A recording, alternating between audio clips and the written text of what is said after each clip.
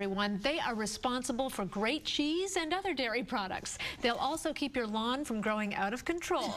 Queen of the Jungle, Kelly Harris is here, and we're talking about raising goats. Yes, we are. And this is Fred. This is Fred. Fred is an African pygmy goat, and Fred is being raised in the lap of luxury at the Suncoast Primate Sanctuary here locally. But Fred was once a pet, believe it or not, or he might have been food at some point. The sanctuary found Fred on their front doorstep. Really? Can you imagine? Look at that face. Could you imagine getting rid of Fred? So the primate sanctuary takes more than just primates, obviously. That's the thing about sanctuaries. You know, we all feel comfortable just leaving our animals with them if we've made the wrong choice. But the truth is they do take care of mostly primates. So when an animal like Fred shows up, they would never turn it away. But the problem is now they have to care for him. So they have to budget for food, doctors. They need a whole different kind of a veterinary staff to care for domestic animals.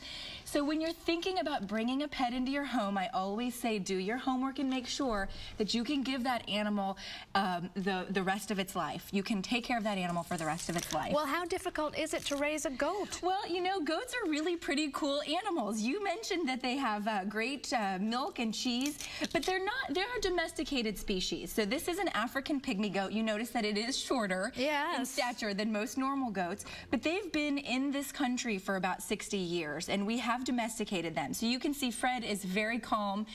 If you have a lawn that you don't want to be eaten, don't get a goat. Well, if you don't want to mow, wouldn't you want to get a goat? You could, absolutely. And actually, goats, unlike cows, are not very picky about the greens that they eat. So this guy would eat poison ivy. Ooh. He would eat weeds. He's keeping the sanctuary grass mowed for sure. So they can be fun animals, and people outside of the city can probably make a great pet out of a goat. You want to check your city restrictions, though, because not all cities allow domesticated animals in people's backyards. Any idea about the lifespan of a goat? Yes, so African pygmy goats live to be about 10 to 15 years old, and Fred is thought to be about 5. Would you like to have this delicious peanut I think snack? Fred is just maybe a little overwhelmed about being in the studio. Well, he's just not hungry right now. It's one of those things where he's never been on TV, so you never know how he's going to react. This is Fred's debut. This is his television debut.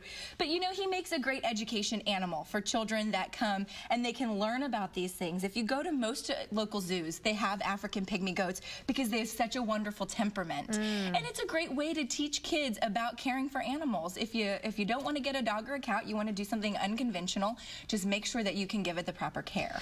Is there any use for their beautiful fur or hair? You know, it's very coarse, so I don't think that's used, but pretty much every other part of the goat is. And in a lot of countries, especially in Africa, they do eat goat. And a lot of cultures eat goat.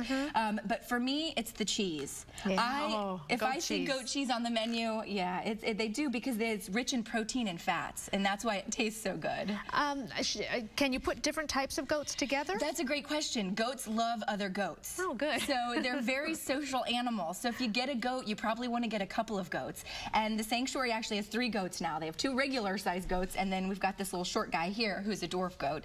But they are social animals, and naturally, even out west where we do have certain species of wild goats, they are going to be living together.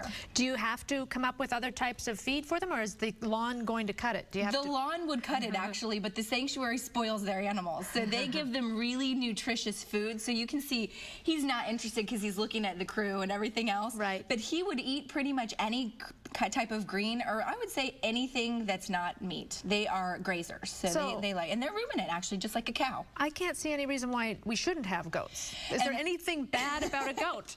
If you can take care of the goat for its whole life, I encourage people that this is a cool breed. And you want to make sure that your children are safe around them. They have these horns here. True. And you've heard of goats, you know, kind of butting into people.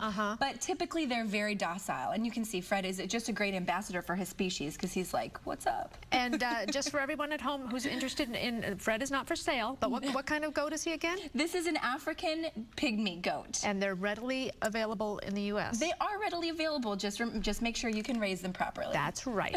Fred, you're a very lucky goat. Thanks for coming. You did a great job on your first time in television. You're a superstar, Fred. You really are. So calm. Kelly Harris, good to see you again. Thanks, Cindy. Okay, when we come back, one person's trash is another person's jacket. Recycling garbage to make fabulous clothing. We'll be right back.